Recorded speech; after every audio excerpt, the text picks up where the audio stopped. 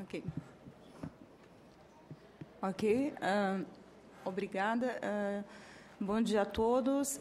Bom dia, senador. Em nome de quem eu cumprimento todos os demais membros da mesa. E eu vou falar rapidinho já de cara, porque o tempo é curto e eu tenho muita coisa. Ok?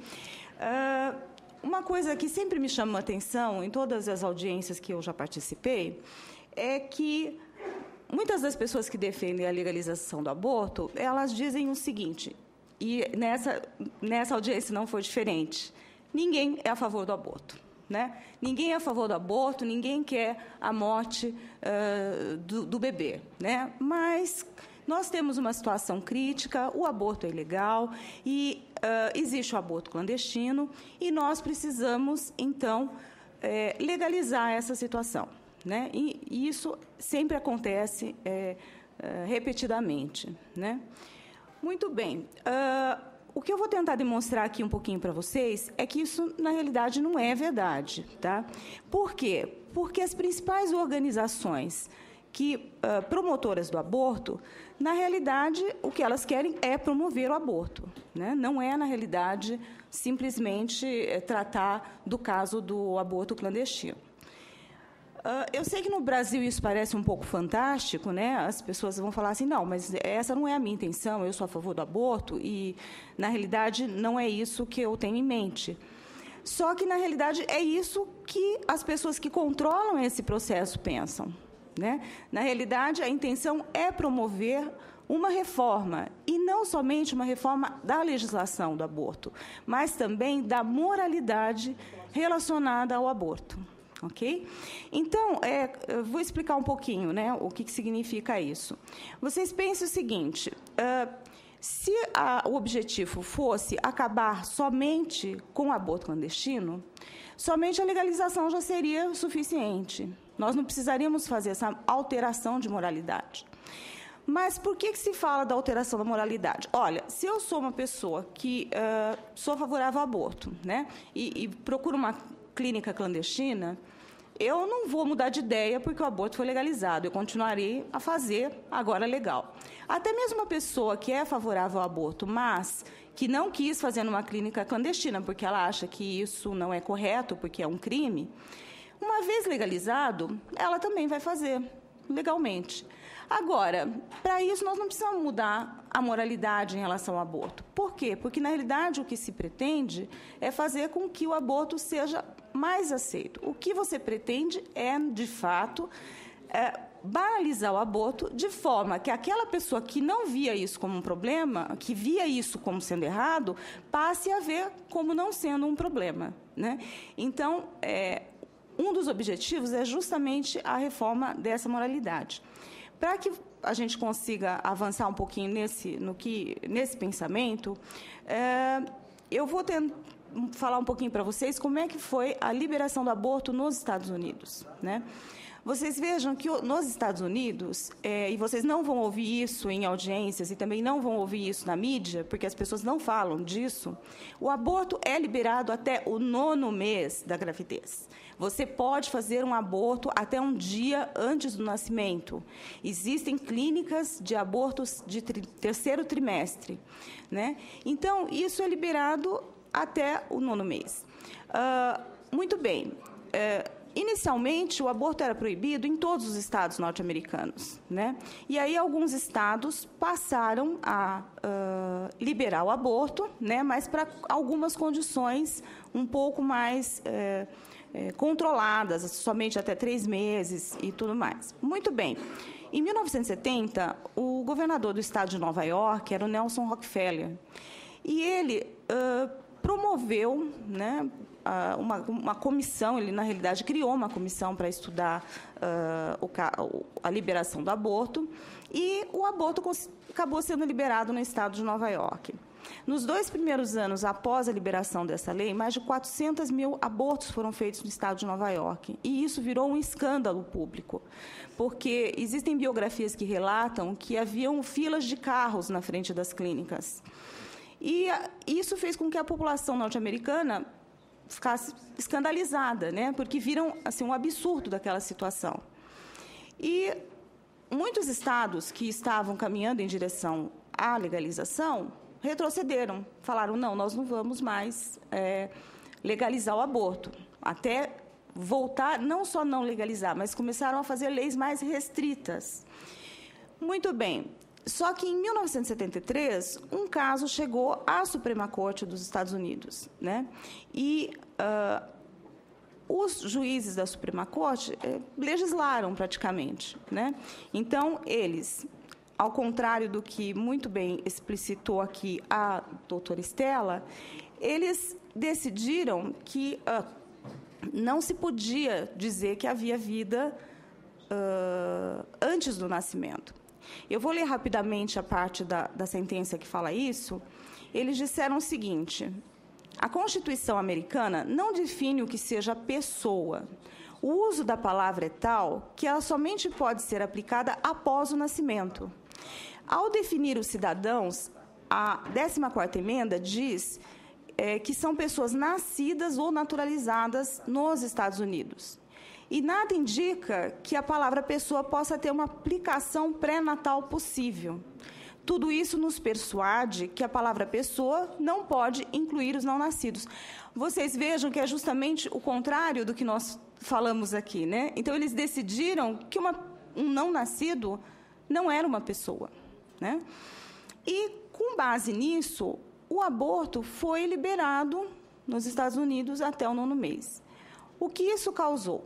Causou, assim, várias clínicas começaram a ser montadas, né, nos Estados Unidos, e principalmente clínicas de aborto tardio, abortos de 3º trimestre, porque não existiam na época, né? Agora eu pergunto para vocês assim: vocês acham que clínicas de aborto de 3º trimestre é política para acabar com o aborto clandestino, né? Ou é para promover aborto? Para que é uma clínica de aborto de 3º trimestre? Quando a criança já é viável e já está quase a nascer, nós optamos por interromper a sua vida. Muito bem, mas isso, né, depois disso, ainda nós tivemos propostas um pouco mais ousadas, né? Então, recentemente, em 2012, dois cientistas, Giublini e Minerva, eles fizeram um artigo que foi publicado no Jornal de Ética Médica. E o título do artigo é o seguinte: Aborto pós-nascimento. Por que o bebê deve viver? E é uma defesa clara do infanticídio, ok?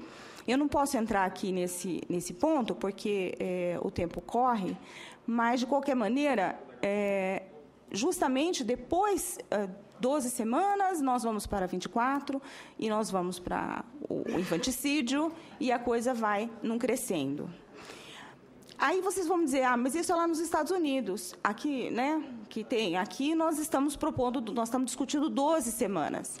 Mas aqui no Brasil já houve uma proposta para liberar o aborto até os 9 meses de gravidez, só que ninguém vai falar para vocês que era isso. Por quê?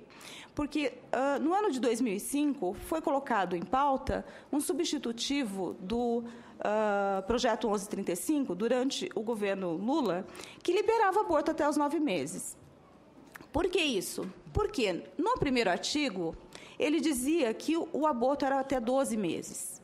Só que depois, no 9º artigo, ele revogava o artigo 124 do Código Penal. O que diz esse artigo do Código Penal? Ele justamente é o artigo que criminaliza o aborto. Porque o aborto, ele é um crime, mesmo o aborto dito legal, ele é um crime. Ele só não é punido. Então, você diz que vai fazer o aborto até 12 semanas, mas aí você exclui o artigo do Código Penal que diz que o aborto é crime. Você liberou para 9 meses. Só que, quando a gente falava isso nas audiências públicas, as pessoas diziam que não, mas é exatamente assim, né? Então, isso não é política pública para acabar com o aborto clandestino. Isso é política pública para promover o aborto. Mais ainda, alguns outros exemplos que nós temos, a Fundação Rockefeller, quando ela buscou difundir um pouquinho o método do aborto medicamentoso, o que é o aborto medicamentoso? É aquele aborto que você não vai fazer uma extração cirúrgica, você vai dar um medicamento para a pessoa, né? Quando eles estavam difundindo esse medicamento, houve um congresso justamente sobre aborto medicamentoso, e um dos principais assuntos tratados nesse congresso foi a facilidade de substituir, na realidade foi como você consegue promover o aborto de segundo trimestre, substituindo o aborto cirúrgico pelo aborto medicamentoso. E por que isso? Porque, vejam bem, o médico, ao fazer um aborto, ele tem todo o problema ali, principalmente um aborto tardio, né, de segundo trimestre, existe ali uma pessoa, né, um pouco mais, você perde a abstração do feto, né, aquilo deixa de ser abstrato e passa a ser um pouco, ter feições de pessoa, né, principalmente com ultrassom. Então, à medida que o aborto é mais tardio, fica mais difícil, né, para o médico fazer esse aborto. Então, existem médicos que não querem fazer, mas que não se oporiam a um aborto medicamentoso, porque isso tira essa, vamos dizer assim, essa personalidade do feto, né? Esse parecer um ser humano. Tá? Então, vamos examinar a coisa de forma clara, né? Nós não estamos falando de acabar com o aborto clandestino. Promover aborto de segundo trimestre não é para acabar com o aborto clandestino, é para uma outra agenda, é para aumentar, é para promover o aborto. A apresentação Não, isso aqui, desculpem, estou falando meio rápido aqui, eu já passei para frente aqui, preciso descer mais aqui a minha apresentação, né? Muito bem.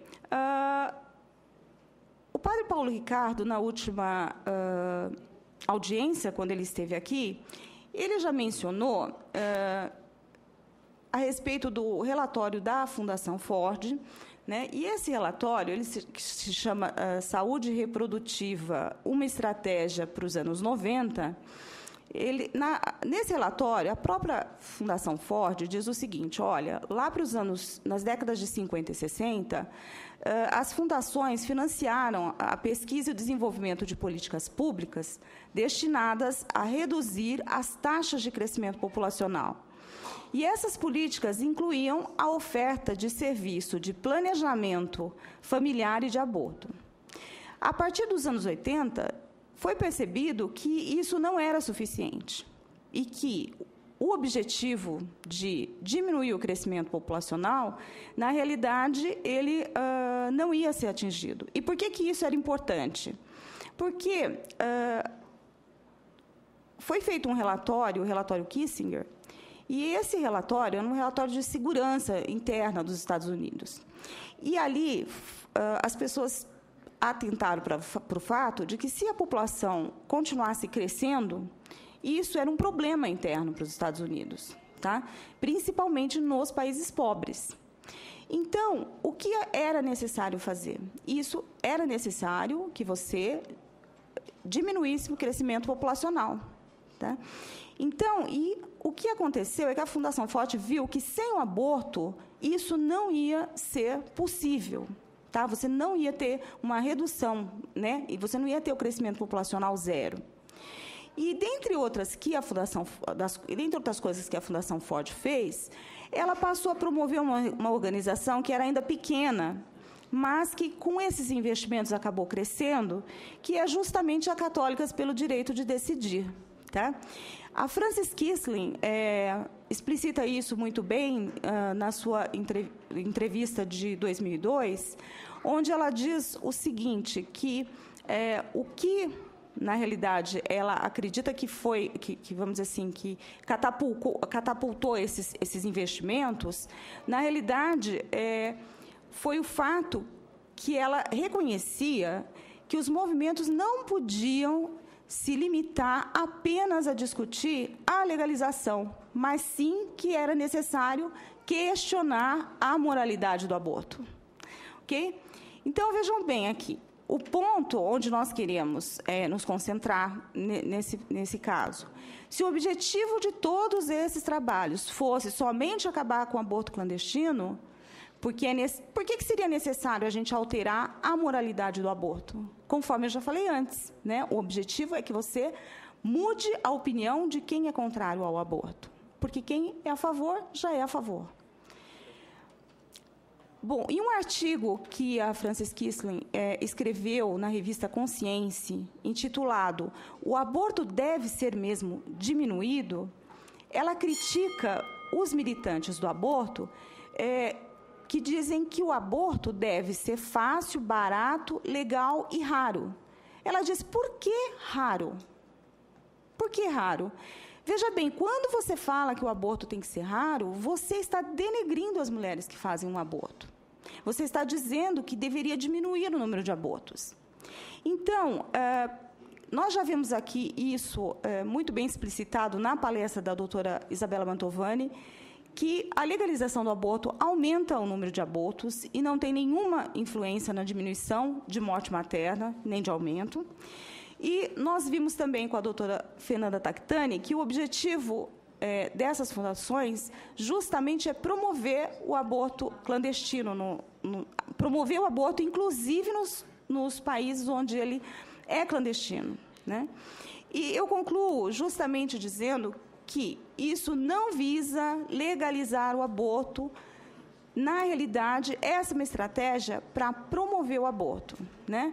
E nós somos um país soberano e que não devemos ficar sendo controlados por uma elite globalista, né, formada pelas fundações. E, por mais que as pessoas fiquem falando para nós, não, isso é teoria da conspiração, não é teoria da conspiração, porque todos esses documentos são públicos. O tempo que nós temos aqui para falar é pouco para a gente poder explicitar o que está por trás de toda essa documentação, né? Mas, na realidade, a estratégia é a promoção do aborto e não se tem por objetivo diminuir o aborto. O objetivo é diminuir o crescimento populacional e promover o aborto. Eu agradeço imensamente pela oportunidade de falar para vocês e de todos à mesa. Muito obrigada.